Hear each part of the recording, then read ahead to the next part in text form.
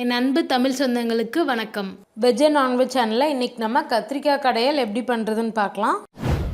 என் சேனலை இன்னும் சப்ஸ்கிரைப் பண்ணாமல் இருந்தால் இந்த சப்ஸ்கிரைப் பட்டனை கிளிக் பண்ணுங்கள். மறக்காமல் இந்த பெல் சிம்பிளையும் கிளிக் பண்ணுங்கள். என் ரெசிபி உங்களை தேடி வரும். ஒரு பாத்திரம் வச்சு 3-4 டீஸ்பூன் நல்லெண்ணெய் ஊற்றிருக்கேன். எண்ணெய் காஞ்சிருச்சு. கடுகு சேர்த்துடலாம்.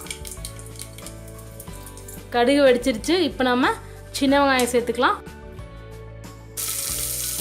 10 சின்ன வெங்காயம் பொடி பொடியாக அரிஞ்சு சேர்த்துக்கலாம்.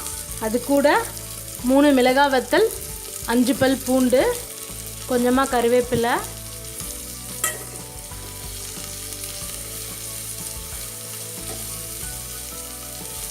வெங்காயம் நல்லா வதங்கினதும் நீலவாக்கில் அரிஞ்ச கத்திரிக்காய் சேர்த்துக்கலாம். மீடியம் சைஸ் கத்திரிக்காய் 6 சேர்த்துருக்கேன்.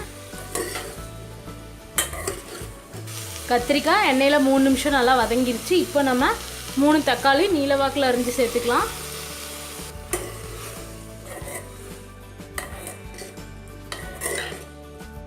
இப்போ தேவையான அளவுக்கு மஞ்சள் தூள் சேர்த்துக்கலாம்.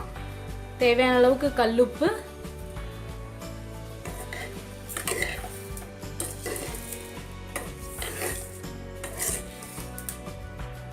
காய் எண்ணெயிலேயே ஒரு 5 நிமிஷம் வேகட்டும். 5 நிமிஷம் ஆயிடுச்சு. தக்காளியும் நல்லா மசிஞ்சு வந்துருச்சு. இப்போது காய் வேகிறதுக்கான தண்ணி ஆட் பண்ணிக்கலாம். இப்போது காய் வேகிற வரைக்கும் ஒரு மூடி போட்டு மூடி வச்சிடலாம். இப்போ பாருங்கள், காயெல்லாம் நல்லா வெந்திருக்கு. இப்போ நம்ம அடுப்பை ஆஃப் பண்ணிடலாம். இப்போ நம்ம பருப்பு கடையிற மத்து வச்சு பருப்பு கடையிற மாதிரி கடைஞ்சிக்கலாம்.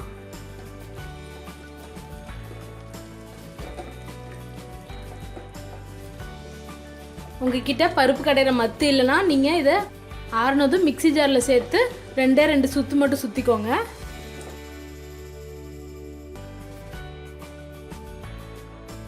கத்திரிக்காய் தக்காளிலாம் தனியாக தெரியாத மாதிரி இப்படி ஒன்று சேர்ந்து வரணும். அந்த மாதிரி கடைஞ்சிக்கோங்க.